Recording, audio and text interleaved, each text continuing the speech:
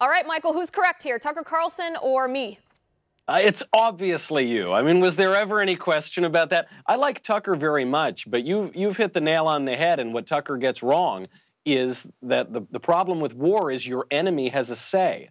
So if you stand here and say, I'm never going to intervene, I have an isolationist foreign policy, I'm not going to respond in any way or retaliate, then you're giving your enemies an open invitation to attack you. And that's what Iran has done now for years. And the policy that we have had up until this point with Iran has been a policy of appeasement. Ronald Reagan knew very well that appeasement doesn't bear very good fruit, that there's no choice between peace and war.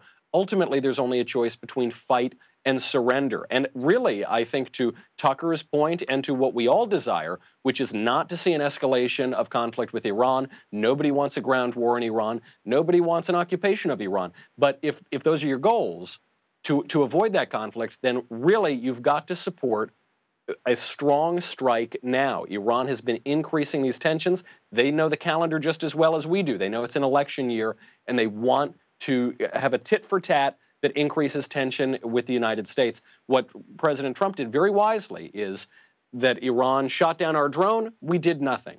Iran bombs a Saudi oil field, we do nothing. Iran takes a British tanker, we do nothing.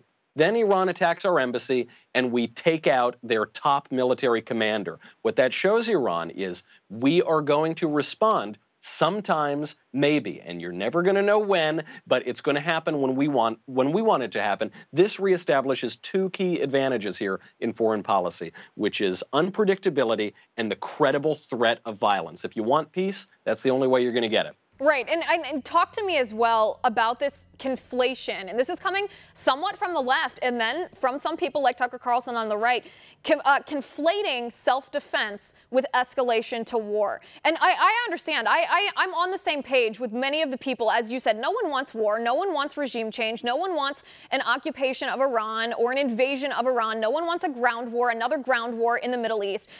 We're all in agreement on both sides of the aisle at this point, it seems, on that. But to completely neglect to keep safe our troops overseas because of what terrorists might do in response or how they might react, to me is a very dangerous principle to base your standard of whether you're going to choose to act in self-defense of American citizens on how terrorists might think of you.